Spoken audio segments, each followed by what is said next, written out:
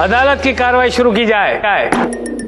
Milord, मेरा client निर्दोष है और ये चंपू लाल अपनी हरकतों को छिपाने के लिए मेरे क्लाइंट को फंसा रहा है। मिलॉर्ड, इस वक्त तो सो रहे हैं। भाई हिलाकर उठाया जाए उन्हें। चंदा रानी जी, ये विभूति नारायण नजर नहीं आ रहे। मिलॉर्ड, मार के डर से भाग जाते हैं और हार के डर से विभूति। मुझे नहीं लगता वैसे भी वो आके कुछ कर पाएंगे, इसलिए आई थिंक बिना टाइम वेस्ट किए अब आपको बस फैसला सुना देना चाहिए मेरे मुवक्किल के हक में।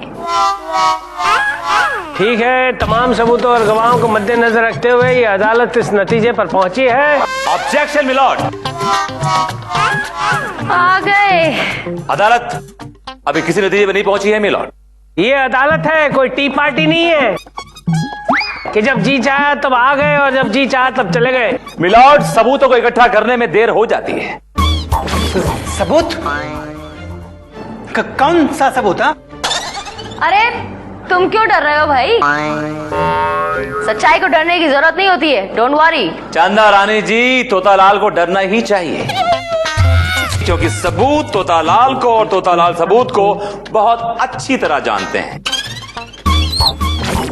चरनलाल, एक्शन। भ्राताश्री, किंतु एवं परंतु जैसे शब्द सफलता के द्वार को खोलते नहीं वरन उन्हें बाधित करते हैं। अर्जुन का जब गांडीव उठता है तब उसका रक्त रंजित होना अनिवार्य है। क्या है ये? ये मेरा ऑडिशन था। कैसा लगा? हेलो, ये कोई नाटक कंपनी नहीं है जहाँ ऑडिशन देने आए हैं। नहीं, आप समझ नहीं रही है।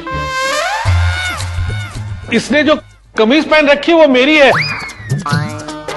ओ, ये पैंट भी मेरी है। तुम्हारी पैंट शर्ट इसने पहनी है?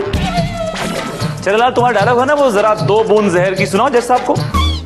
तुम इस जहर के 2 बूंद अपनी बीबी के ग्लास में डाल देना।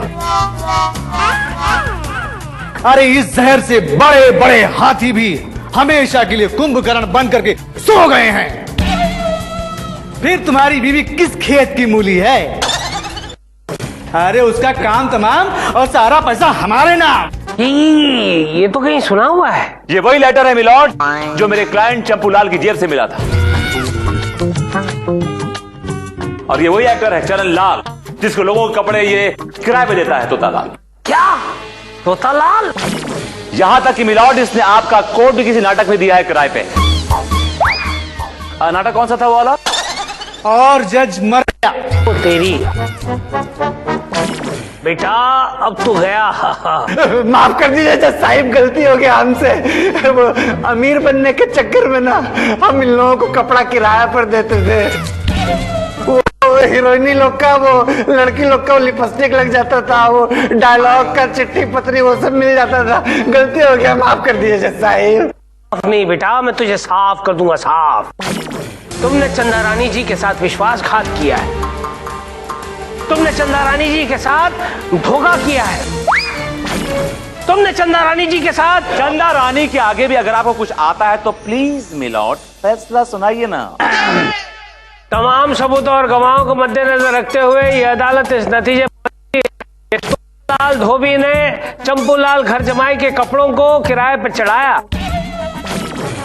यह अदालत चंपू घर जमाई को फिर से घर जमाई बनने का आदेश देती है और इस तोतालाल को आजीवन कारावास मत सुनाइएगा जज साहब। 270 रुपया माफ कर दे, माफ कर दीजिए, आजीवन कारावास। ठीक है, आजीवन होने का हुक्म सुनाती है। To wash and hang and dry till death. The case is dismissed.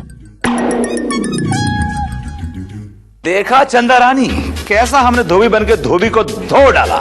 हाँ देखा। आई जस्ट होप इस धोबी की धोबन बनके वो लोपा नहीं गई थी। नहीं नहीं नहीं नहीं तो अच्छा है, वरना आपकी जीत की खुशी अभी इसी वक्त हम क्या करती हैं आप?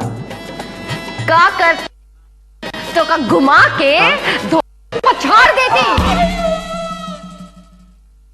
आज का केस मशहूर पतंगबाज ऋतिक रोशन ने आकाश झा पर यह केस दायर किया है कि उन्होंने उनकी पतंग काट दी है। आपने हमारी पतंग क्यों काट दी? अबे चुप। हिंदुस्तान में विदेशी पतंग उड़ाओगे तो कैसे उड़ेगी? ये गांजा आदमी मुझे ब्यूटी पार्लर से उठाकर यहाँ लेकर आए। क्या बात कर रही हैं आप? ये पतंग किसने काटी? शाम हमारे बड़े भैया की पत्नी ने काटी है। और एक नई पतंग बनवाऊंगा। ये हम दोनों बहुत मौज करेंगे।